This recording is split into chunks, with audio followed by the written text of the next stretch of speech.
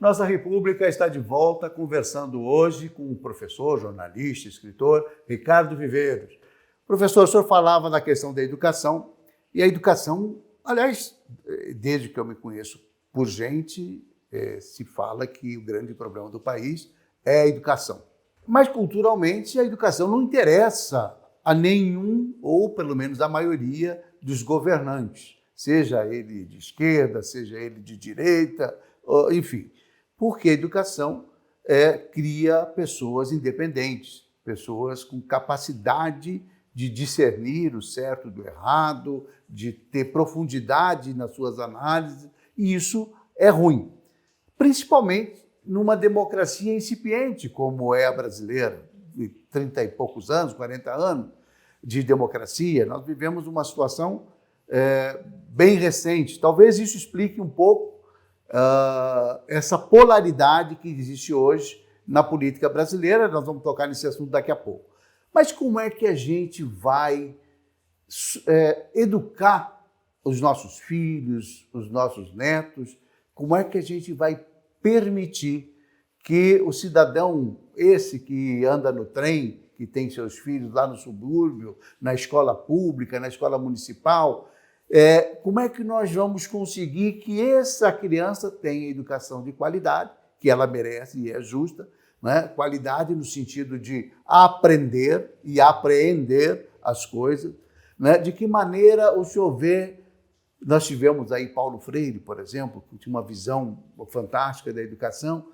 Nós temos grandes pensadores no país. No entanto, nós não conseguimos sair do chão em relação à educação brasileira.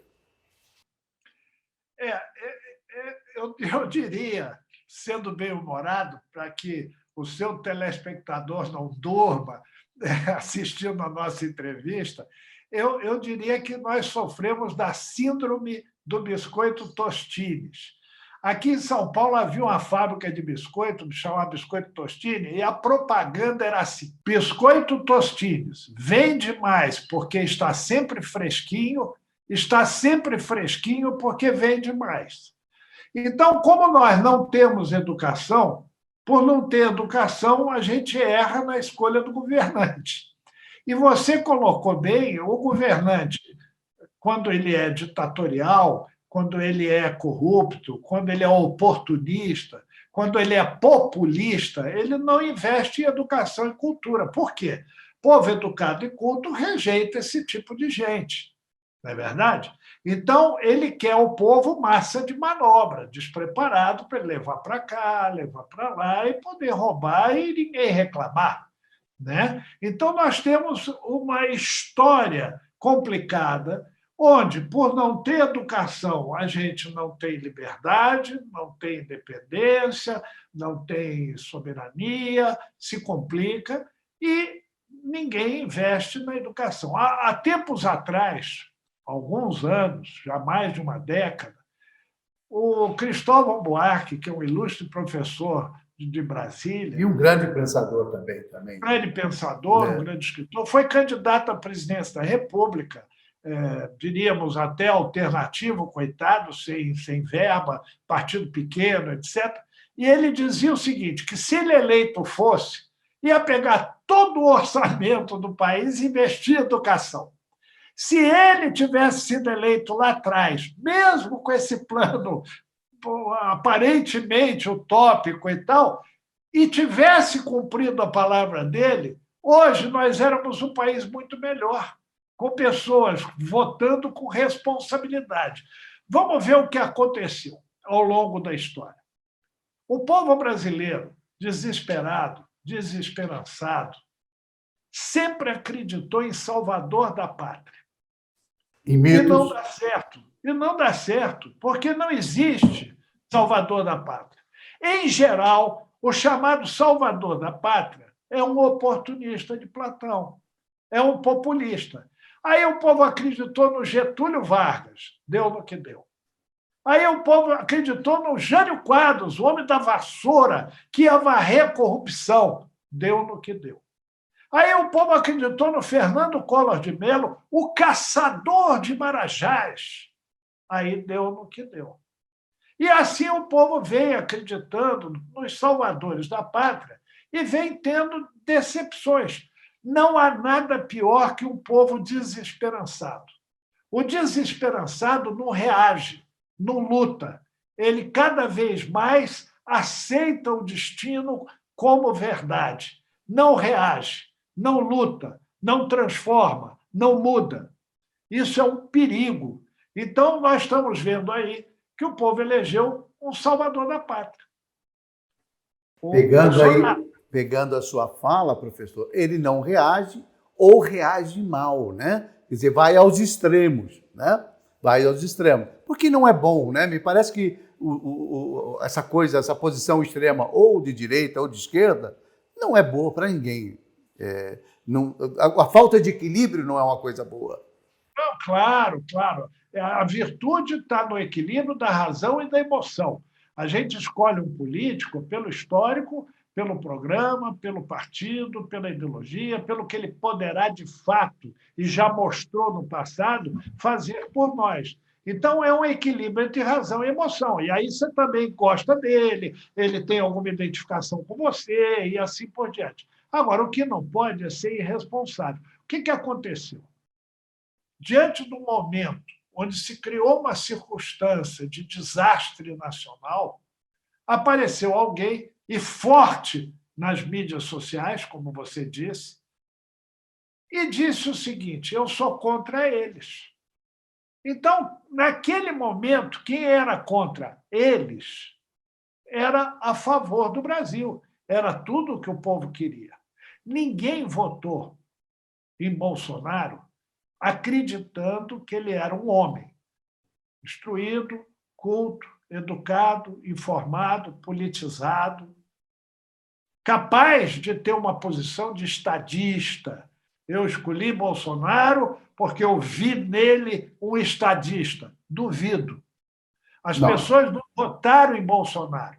As pessoas votaram contra Lula, contra o PT, contra Dilma, né? E tudo que naquele momento, dentro das circunstâncias, estava significando. Muito bem.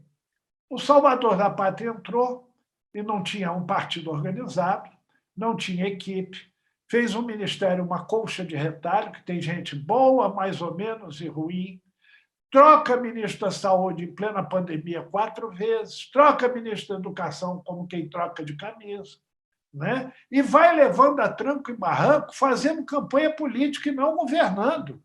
O que Bolsonaro faz desde que foi eleito, ele devia parar a campanha, parar a mídia social, parar tudo isso e governar, realizar, construir, edificar. Não, ele segue fazendo campanha, dividiu o país entre os contra e os a favor. E quer saber o mais grave? Se apoderou do verde e amarelo.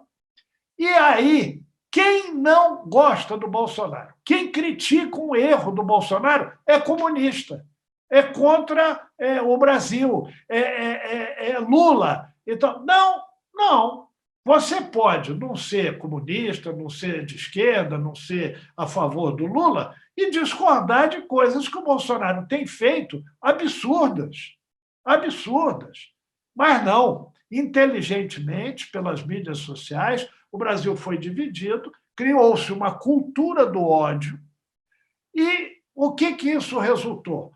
Na mais frágil democracia do continente. É a nossa. E por que eu digo que é frágil? É uma triste realidade isso, né? Essa fragilidade. Por que eu digo que é frágil? Porque se ataca a Constituição, se ataca os demais poderes, porque o presidente da República convoca a população para, no dia da pátria, ir para a rua armado. Quem convoca o povo para ir para a rua armado está esperando o quê? Conflito armado. Ora, qual o motivo de você falar, venha comemorar o dia da independência, o 7 de setembro, o dia da pátria, mas traga a sua faca, seu revólver?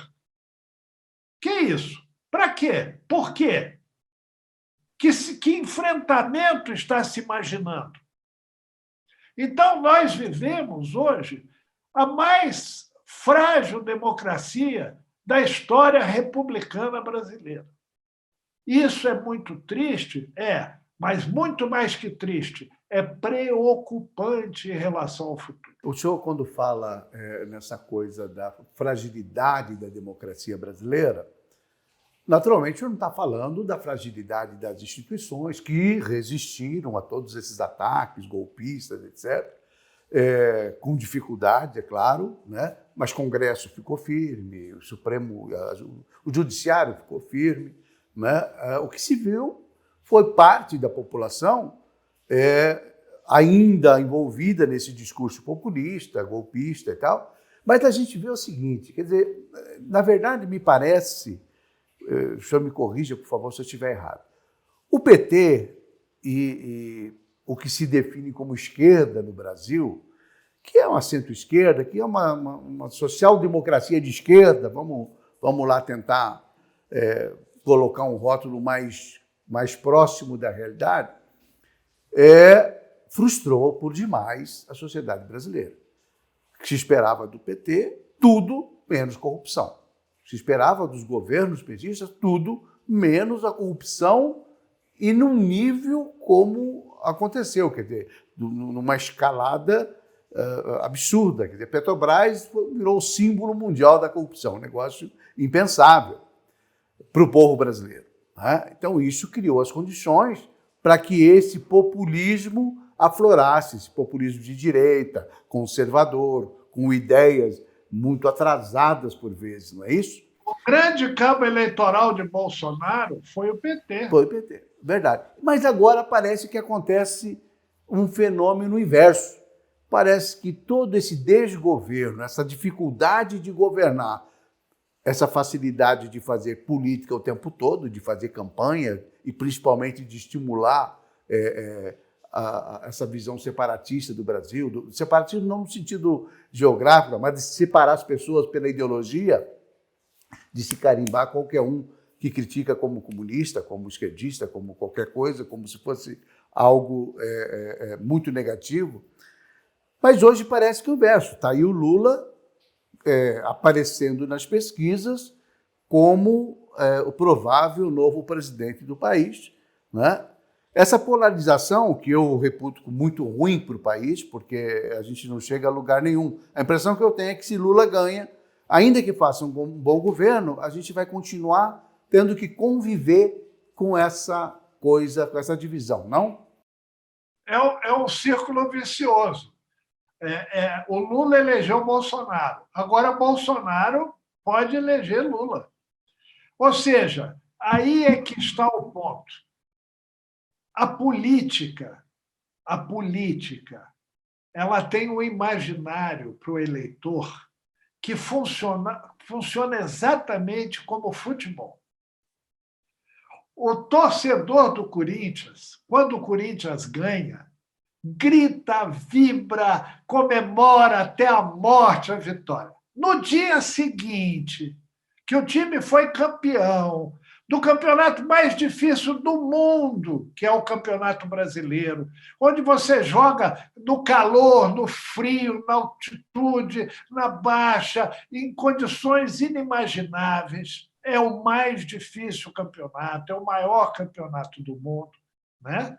O Corinthians ganha, por exemplo. No dia seguinte, se o Corinthians perde ou empata, aquele mesmo torcedor apaixonado está esculhambando o Corinthians, está jogando pedra no ônibus, está gritando palavras de ordem contra o técnico e assim por diante. Então, a política para um povo sem a cultura, sem a educação, sem a politização que deveria ter tido ao longo dos anos, e, de novo, eu volto a bater na tecla da educação como porta, como janela, como luz, como salvação do país, esse povo é assim, né? Então, agora também, ele está vendo que aqueles processos, alguns contra o Lula, contra o fulano, Beltrano, caíram, outros não, tem culpa sim e tal, mas o que o povo, lamentavelmente, começa a raciocinar?